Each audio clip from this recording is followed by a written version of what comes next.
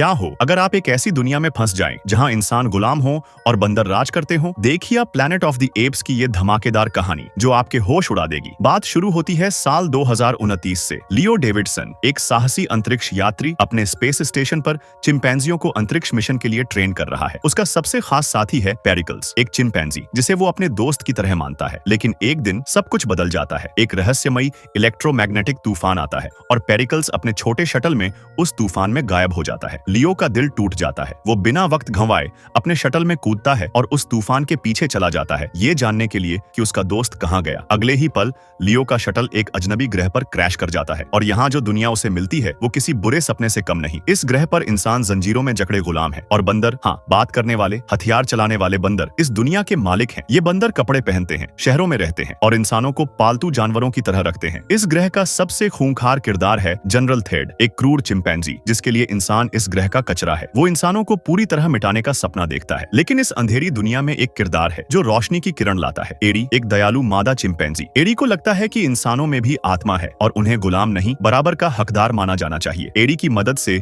लियो जंजीरों से आजाद हो जाता है। वो कुछ इंसानों को इकट्ठा करता है जिनमें नोवा, एक बहादुर इंसान लड़की, भी शामिल है और शुरू करता है एक बगावत। लियो का मकसद है इस ग्रह के इंसानों को आजादी दिलाना, लेकिन उसका सामना थेड की विशाल और क्रूर बंदर सेना से है। इस बीच लियो को एक ऐसा सच पता चलता है जो उसके होश उड़ा देता है। जंगल में उसे उसका पुराना अंतरिक्ष जहाज ओबेरॉन मिलता है जो सैकड़ों साल पहले क्रैश हो चुका था और ये राज खुलता है कि उस जहाज के ट्रेन किए गए बंदर ही इस ग्रह की सभ्यता के पूर्वज बने। यानी लियो उसी दुनिया में फंस गया है जो उसके अपने मिशन का नतीजा थी। ये खुलासा लियो को झकझोर देता है, लेकिन वो हार नहीं मानता। अब आता है कहानी का सबसे बड़ा मोड़, लियो बनाम जनरल थेड का आखिरी टकराव। लियो अपनी चतुराई और ओबेरॉन की बची खुची टेक्नोलॉजी का इस्तेमाल करता है। वो एक इलेक्ट्रोमैग्नेटिक जाल बिछाता है जिससे थेड और उसकी सेना को रोक देता है। इस जंग में इंसान जीत जाते हैं और लियो इस ग्रह पर इंसानों के लिए आजादी और सम्मान की राह खोल देता है। एडी और बाकी लोग लियो को एक नायक की तरह अलविदा कहते हैं। लियो अपने शटल को ठीक करता है और उसी इलेक्ट्रोमैग्नेटिक तूफान से होकर पृथ्वी लौटने की कोशिश करता है। लेकिन दोस्तों, यहाँ कहानी खत्म नहीं होती। लियो जब पृथ्वी पर लैंड करता है तो उसे लगता है वो घर पहुंच गया है। वो वॉशिंगटन डीसी में उतरता है और लिंकन मेमोरियल की ओर देखता है, लेकिन वहाँ अब्राहम लिंकन की मूर्ति नहीं है। उसकी जगह खड़ी है जनरल थेड की विशाल मूर्ति। जी हाँ, पृथ्वी अब बंदरों की दुनिया बन चुकी है। लियो का दिल धक से रह जाता है। क्या वो भविष्य में है या अतीत में?